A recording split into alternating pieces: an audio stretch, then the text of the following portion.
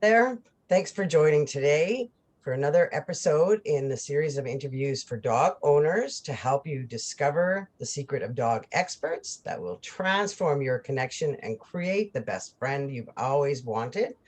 Today, I have Trevor Smith here. Trevor has multiple certifications in dog training and just has a great background and is a dog expert. And I love that he has the doggy dojo.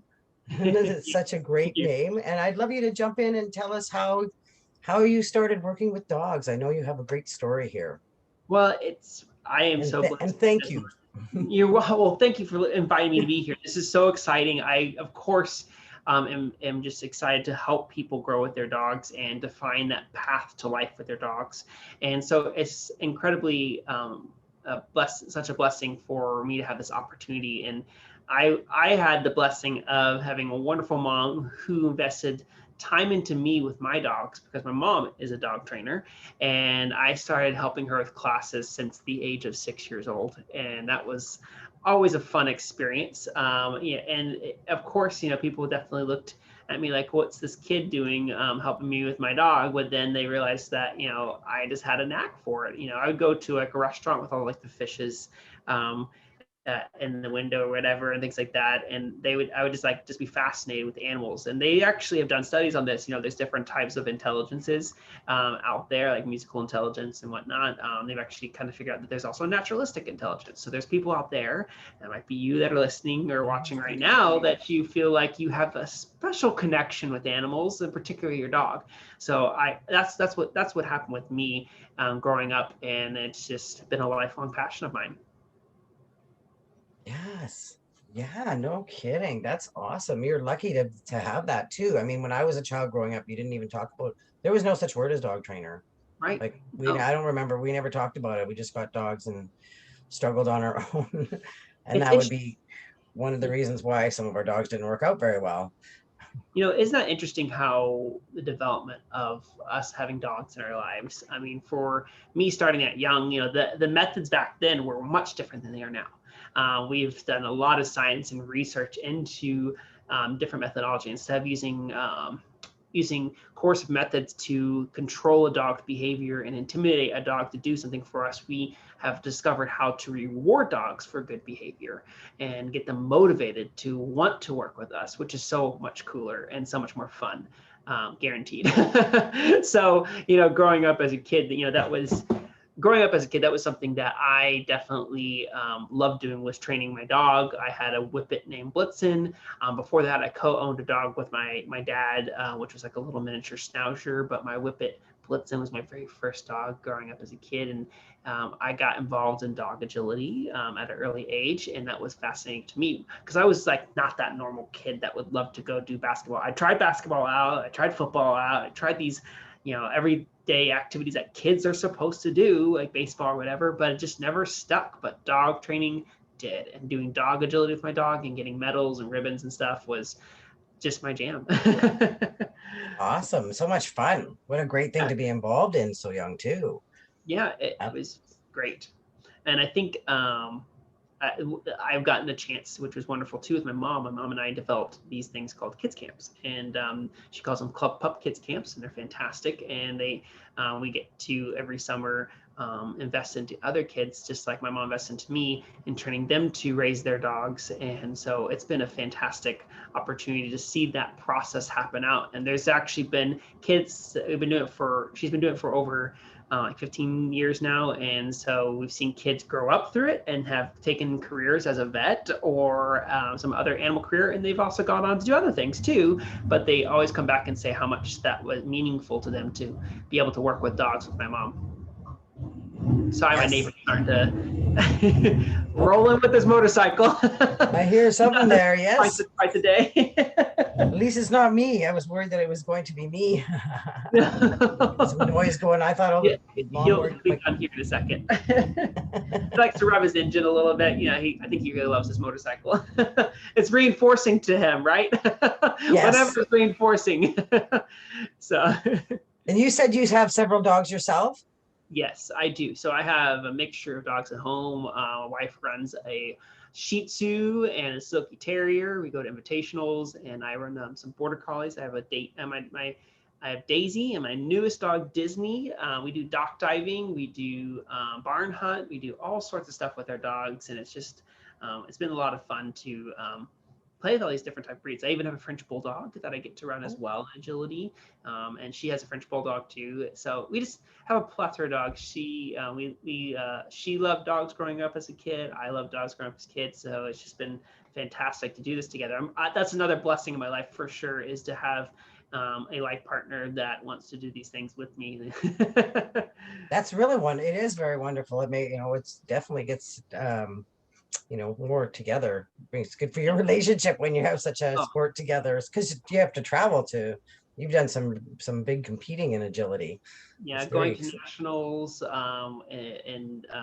in Oklahoma to invitationals in Florida. It's definitely quite the trek sometimes, but it's always good to have someone else that's doing that trip with you. yeah. So since you're on, because I noticed that your gift is starter and trick training course. Yes. I would love to ask you, so we know like all this activity is very enriching for the dog and enriching for your relationship. I would love to know some exercises, a few things that you might suggest people practicing starting agility. I know what I stumbled on without knowing what I was doing, but I would love to hear, Yeah. somebody's at home wanting to start doing a little bit of this fun stuff at home. Yeah, that's what's so cool. We've learned so much. Like, we've taken the dog from being a backyard animal that's just hanging out in the backyard to being a family member. And with that has come these amazing dog sports out there. When dog sports started off, it was very much like, especially agility. Let's just take that for example. Let's just see if the dog will jump up onto the equipment. Let's see if the dog will go through the tunnel. And that's good, but what we found out that's better is to build the skills proprioceptively, making sure they understand where their paws are in space, or have the core work and balance work to do these obstacles safely. And so a lot of pre-agility or pre-sports dog sports skills can be done in your own backyard or your living room. So one of the coolest achievements or things I've gotten to do is I went through the University of Tennessee to get my Certified Canine Fitness Trainer. And that was a really good opportunity for me to learn how dogs can condition themselves to do better in these sports. And so you can take FitPaws gear, or recently Blue Nine just launched their new Propel Air platform, which I think is cool. You can take this stuff and learn and teach your dogs how to get their front paws on it, how to get their rear paws on it, or you can just take a pillow at home and have your dogs, balance on top of a couch pillow, or balance on their rear paws on the back of a couch pillow, or just see how your dog does a figure eights around two cones or two chairs. Just getting your dog, getting their flexibility right, their strength, their balance, all very important skills to get your dog ready to do some fun and amazing activities. And this could go well if you're going to go take your dog on a hike, as making sure as they're jumping over logs and little streams or going through the water that they aren't going to hurt themselves as easily. Yeah. Yes, I was going to ask you about that canine. What is it? The fitness, Certified Canine Fitness. That's becoming bigger too. Yes. But that's becoming more well known.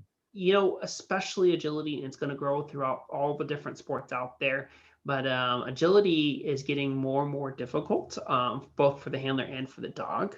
And so it's important, when agility first started, if you look at the very first agility course that was started, they're usually like a circle or a pin, like a spiral, maybe a figure eight or something real simple courses. And now you look at it and you go like, how are dogs doing 15 to 20 obstacles and backsides and thruddles and serpentines? It's like, what is all this? And giving your dog the physical capability to do those things is super important, especially like shoulder injuries are big sometimes in agility. So make sure you strengthen their shoulders.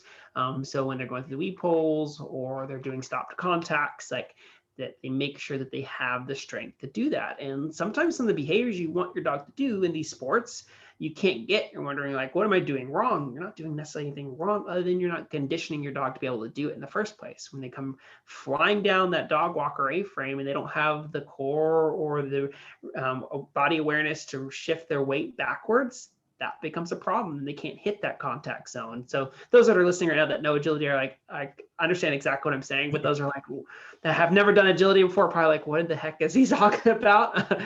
So, but you really want to make sure that you set your dog up for success by doing these things. And one of the coolest things, like examples for me, is my older dog Daisy, who went to nationals finals.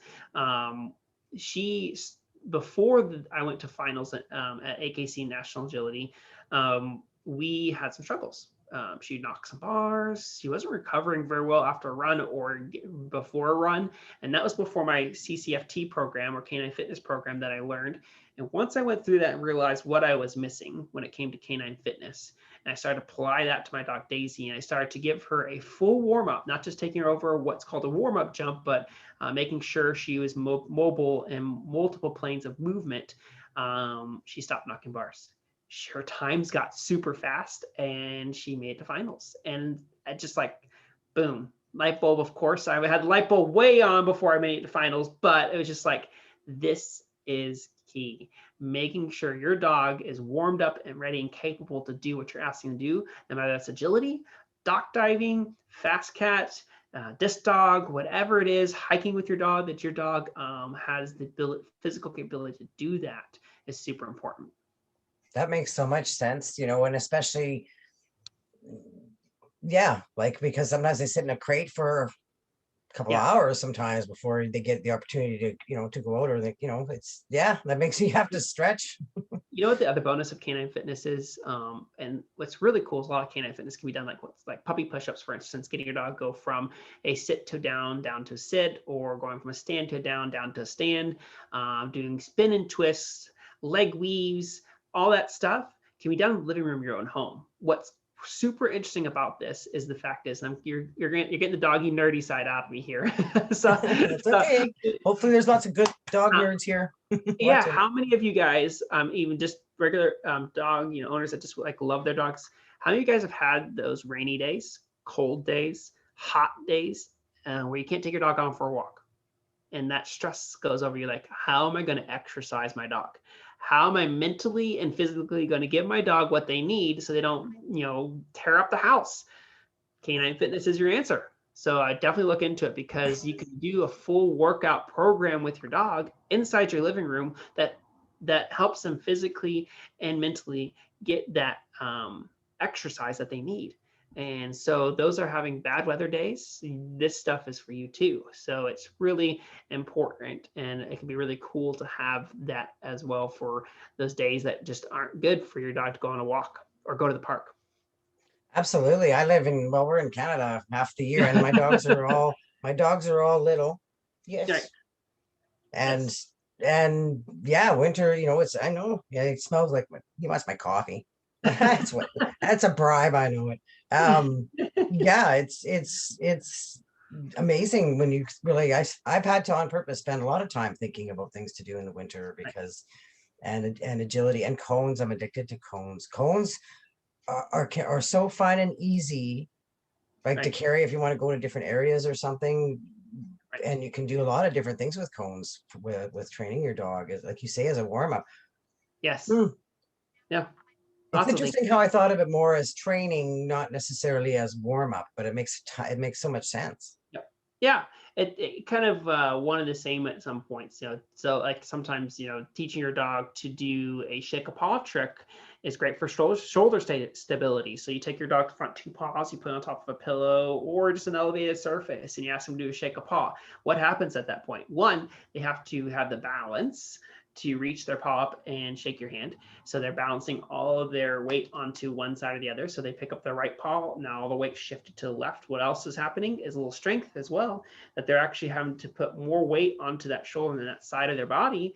So they're actually building some strength as well. So it's cool in the sense that some of these trick training or some of these tricks that you touch your dog are great for canine fitness as well.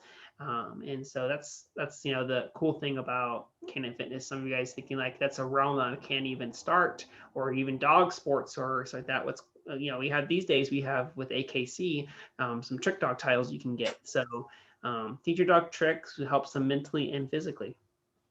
Yeah, I didn't think about how much the physical it could do, and I definitely want to try that already.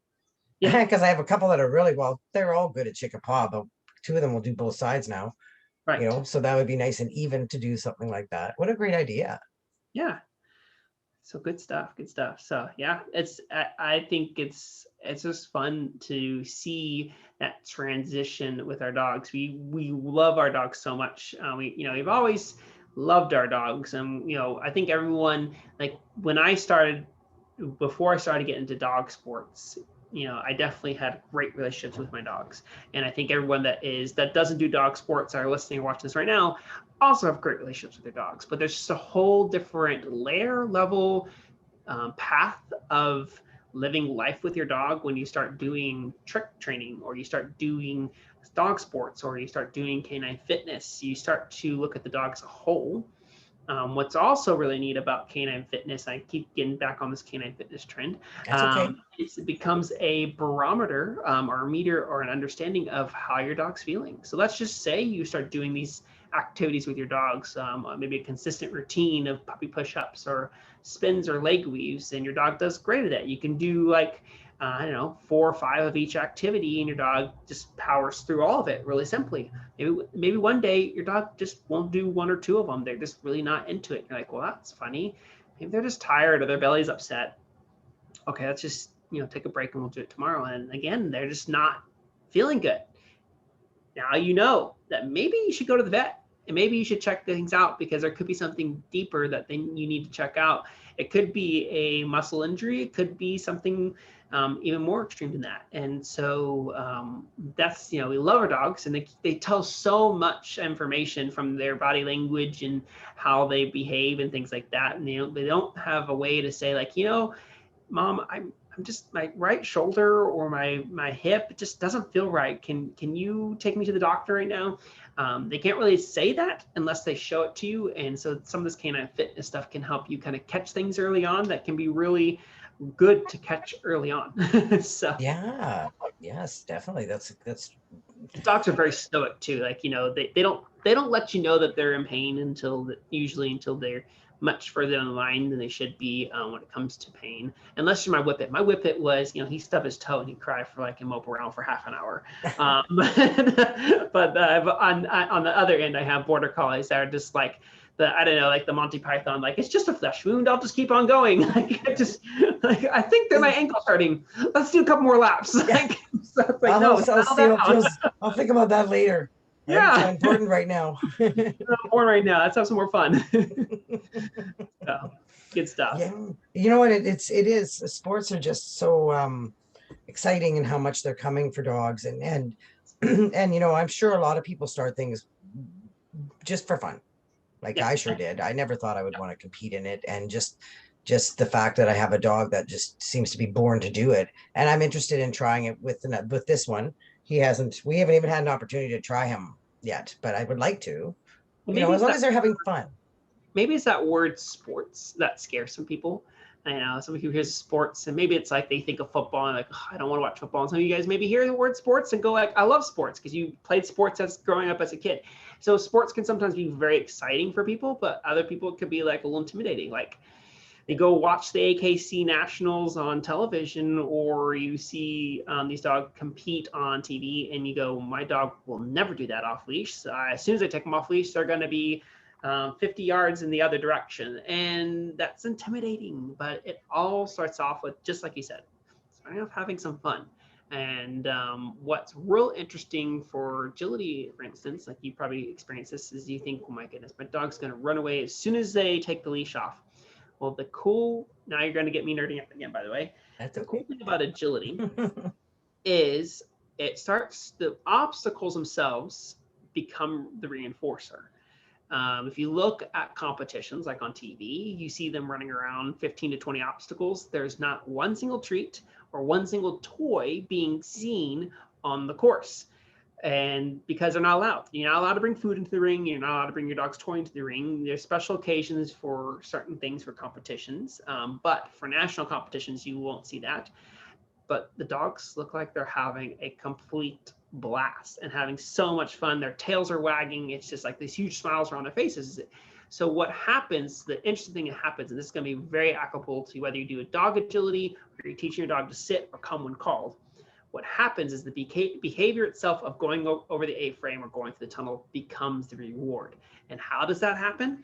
Well, the dog goes over at the very beginning of training your class, you send your dog through the tunnel or go across the A-frame and you give them a reinforcer. You give them a treat, you give them a toy. And so what happens is this really cool scientific principle of the A-frame, or the action of doing the A-frame or the tunnel, predicts me getting a reinforcement that I love, whether it be treat or toy. And what will happen over time is that the A-frame doing that enough where you send them in the tunnel, give them a treat, send them in the tunnel, give them a treat, send them in the tunnel, give them a treat. They start to associate the tunnel as the reinforcer. And this happens across all behavior. That if you reward your dog enough for behavior, because that's something I think a lot of people struggle with, is like, how do I get rid of the treats in my dog's life? Don't get rid of your dog's rewards. There are training tools you can do to start increasing other types of reinforcers, whether it be toys, pets, verbal praise, but food is such a huge reinforcer for dogs because they need it to survive. But when you start to get your dog to do this activity called agility or whatever, it becomes a reinforcer pretty quickly because it usually predicts them getting what they want, like a food or toy. Now, at the end of their courses are the 15 to 20 obstacles, and you build up those chain of reinforcers over time, like tunnel plus jump plus A-frame equals treat, and then so on and so forth, 3 to 5 to 10 to 20 obstacles. The dog at the very end of the course, for some dogs, they get a treat, and other dogs, they get a toy, and sometimes they get just pets and praise. And sometimes, like my dog Daisy, like I could tell her to go do agility, and that's enough for her. She loves just doing the sport of agility because she knows and has gotten such a consistent reinforcement history, such a solid reinforcement history, that she doesn't need that food anymore because the activity of doing agility itself is the reinforcement. And that can happen in your dog's lives too, with obedience, with tricks or whatever, but you have to give your dog time and consistency when it comes to giving your dog a solid reinforcement or solid reward history. There's my nerd out moment. Well, it makes a lot of sense. Well, excuse me, because I know, I do agility I do some with all of them, and the one who is, I think, just born to do it, like he would just go. He doesn't care. I mean, of course he likes treats, and he looks sometimes for them, definitely, but he will just keep going. He just loves it. Like it's the best thing in the world to fly over anything, to go through anything. It's funny how he was a very hyper dog. The day he got out of the car, I was standing at the rescue the day he got out of the car, and two of them came out of this lady's car. She was dropping him and his brother off, and they just went, bing, they were gone, right? They were just like here and there and everywhere. And right. And I don't know, I took him home because I knew that adding that energy was going to be crazy to what was going on already in that facility. And I brought him home, and I didn't know I was going to keep him. And I still can't believe what a natural, it just was such a great way for him to channel his energy. And it connected us right away. Right. I'm sure it was in the winter that I started by getting him to go around things, just sitting inside in the winter because it was cold and he has no fur. He's right. Whoops, sorry, buddy. He's a Italian Greyhound Jack Russell. Oh, cool. So he has no hair. Yeah, and he's just like a little speed wound up top, right? And just getting him to go around things. And I didn't realize what I was doing. I remember thinking, I better make sure I get him going both ways, keep the muscles even, Right. Well, yeah, and you just got to start from somewhere, and everybody has different schedules and time for their dogs and different things, and trying to incorporate training into your dog's life throughout the day is great for like people with busy schedules, and then over time, you can find ways to kind of go to these different events with your dogs or activities. But I mean, just start somewhere. That's the biggest message right there is even it's just 5 minutes here, 10 minutes there. Have some fun with your dog and just enjoy that process with your dog. What's really cool is just doing any activity with your dog just increases that bond and that relationship with them. So that as long as it's fun. Yeah. That's And really you'd key. be, and I think people be amazed, like every time I do put my mind to something new, it doesn't take long. Yeah. Like And you have to go with the dog's rate and stuff and keep it fun, but it's pretty fun when the next day your dog is doing something that you asked them. right. And sometimes things go off track. There could be some things in you're doing with your dog right now that just don't seem fun for you or for the dog or one of the other parties. I've seen people that struggle in agility try some other sport out. Could be rally like you do and things like that. And the dog thrives. They love rally, and that becomes their jam. Like that becomes a piece because not all dogs are built necessarily either physically, mentally, or socially to want to do agility, but they will do great at rally or do great at barn hunt or fast cat, whatever that is. Just like some people love to do basketball and some people love to do soccer and some people love to do tennis. Like same Yeah. thing with dog. There's different activities that some dogs just thrive in. And just because it's a herding breed border collie doesn't mean it's going to love agility. There's a lot of herding breed border collies that love agility out there, but I've also seen some really great border collies love to do barn hunt. And just because your dog is a hound dog, it may not like scent work. It may want to do dock diving. So it's just you got to kind of figure these things out for your dog. There are some breed generalizations out there, but doesn't mean that your specific dog needs to stick into that breed. It doesn't mean your hound dog is broken if it doesn't like to do scent work. It just may think it's just not their jam and they would love to just go jump into the water after toy instead. Yeah. Yes. Yes. And taking the time to figure out, oh, you're a hot little buddy. Taking the time to learn your dog and figure out what they like, and it can really pay off. Can Make it, and connections, like you say, it's the connection of doing activity with them, and you don't have to start at the professional level. It's all supposed to start fun. it's supposed to start fun. It's supposed to have a good time with your dog. And just I guess the message of this whole talk is just figure out what's fun to do with your dog, and that could just be going to the park. But there are so many opportunities out there. It's just incredible. I'm excited for the future of dog world. I really am super excited because you think about the evolution of what we do now versus 20 years ago. It's huge. It's a huge jump and leap. Agility started at in the 90s. Dog agility started in the 90s, and look where it's at now. And some of these other sports are just beginning, and they're just in their infancy within the first 5 years. Give them another 10, 15, 20 years. There's going to be some other dog sport out there that we don't even know exists yet in 10 to 20 years. I guarantee that. And that might be your jam as well. But it's fascinating to me to see where the world of dog is going and how much opportunity it is out there It's for very exciting. What was yes. it? There was one other one you mentioned, cat. Fast cat. So this is What's something it? interesting. So there, everyone's probably much more familiar with, and maybe this is, I'm not sure how popular it is in Canada right now, but there is a sport called lure coursing, right? There Oh, where dogs yes. chase after a line on the ground, and there's like a bag, and it kind of cuts corners sometimes and things like that. Well, they've taken that sport, and I would say almost simplified it, and they also opened it up to more than just sighthounds, because lure coursing for the most part has been very restrictive towards sighthound breeds only. Some clubs are starting to kind of open up to other types of breeds, but fast cats for every breed. They don't have restrictions. You dogs, as long as your dog can walk and move and run. But what they do is they put the line on one straight path. It's just one straight line for 100 yards, a football field length, and they see how fast your dog can run and chase after this piece of bag that drags across the ground as fast as possible. And it's fascinating. It's called Fast Cat. I know it sounds super strange for a dog sport because it has the word cat in it, but it's really cool to see dogs fly, and it's super easy barrier of entry. Of course, having a nice recall or collection from your dog at the end of this 100-yard dash is fun and great, but not everyone necessarily has that. But if your dog just loves to run and you don't have necessarily the want or drive to do like an athletic sport with your dog like agility, or they don't, I've seen a lot of dogs just do great at fast cat. So I've seen dogs, like I said before, I've seen dogs that just not that big of a fan of agility, or their owners are a big fan of agility, but they just thrive at fast cat. So it's cool to see that. That's interesting. I know that we've had it. I just heard about lure coursing probably just within the last few years. Yeah. And they were doing it like in the city nearby. And I'm pretty sure it was like just a fun thing. It was open to anybody. Yeah. Oh, good. And I never did make it there, but Yeah. I know people who did, and it sure looked like fun.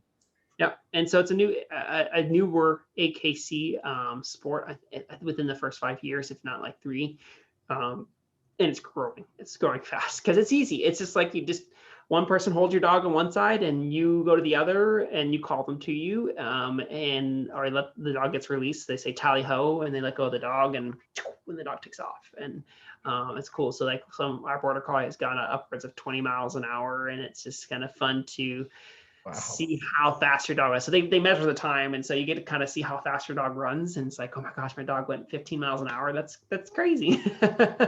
So, and my mother-in-law's greyhound, she has gone upwards of 30 miles an hour, which is just crazy. So it's pretty cool to see that.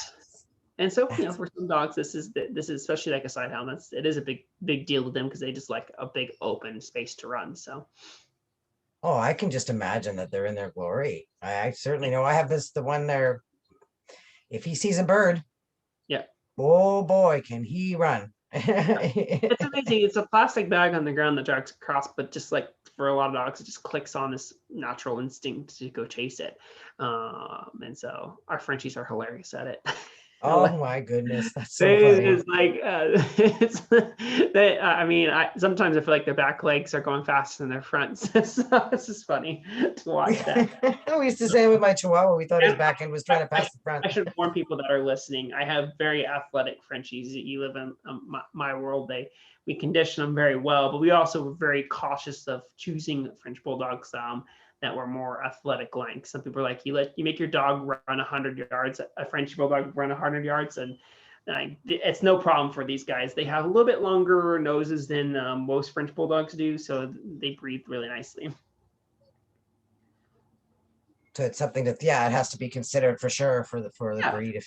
And they do test the dogs ahead of time, like they make them walk back and forth in front of people, make sure they don't like have a limp or something that's going to hurt them if they run very across this field. So that it's definitely something that's important. There's a lot of little safety measures in most dog sports out there, like making sure that that's kind of like, for agility, your dog has to hit these little yellow contact zones in order to complete that obstacle. So there's a lot of growth for any of these sports out there for safety in dogs, but at the end of the day, it is up to us as their handler and as their protector to make sure that we are keeping them safe. Absolutely. So. Yes, we have to be their advocate and caregivers, guardians. Canine fitness. So. Yeah, definitely. Wow, that's awesome. I'm so glad we ended up talking about sports here because I haven't had any conversations on that, and it's not like this at all. And I think it's really a great opportunity for people to think about and even just try different things at home first. And something simple at home that a lot of people could get behind is AKC now offers trick dog titles. So if your dog loves to learn different types of tricks, there's titles out there. So one of the free gifts at the end here that you guys can check out, it's actually on the AKC website. I have 10 videos of 10 different dog tricks on the AKC website for you guys to go and check out and start teaching your dog some cool, simple tricks. These 10 tricks are part of the novice trick dog title. So if you want to get your dog a trick dog title in the next week or two, this is something you can do. So that's a good start. And then the other gift I have is through Popford as a free starter dog course. So if you're just starting out or you just got a brand new dog, whether it's a puppy or an adult dog, I have a whole starter dog course that's free for people to go and check out. Awesome. Yes, I have 3 of mine, I think, have trick titles. We've done some, and it's great because you can do it at home and you just video and send it in. Yep, and there's Do More With Your Dog is the other company that does it, or an organization that does it, and they're fantastic too. Yeah. So I don't like to steer people only to AKC if they feel like Do More With Your Dog has I would say they have really cool awards and things you can get with your dog by doing them. So that's and then AKC you can definitely get titles for it as well. So if you have if you're looking to get AKC titles on your dog. So what's cool about AKC titles as well, there's versatility titles. So if your dog titles in dog agility, titles with a canine good citizen, and then titles with a trick dog title, then they get a third a bonus title called versatility title. So it's because they've titled in 3 different titling. And what's cool about the CGC title is it's worth 5 of your novice trick dog tricks. So you need 10 novice trick dog tricks, but if you do have a CGC title, then you only need 5 novice trick dog tricks plus your CGC title. So it's pretty cool. It's, yeah, you'd be surprised, especially like starting at the novice level. Yeah, they're not, it's some of them are not too bad. You'd be surprised how much your dog might even know already. Yeah, right? I think a lot of people listening to this right now, if you go through that list and you look, you might be surprised. You may not have to teach your dog a single extra trick. Your dog might have all the tricks they need for their novice title already, or like for AKC, for instance, you can use treats and you can lure. So if your dog doesn't know a thing completely without treats, you can still have treats for your novice trick dog title.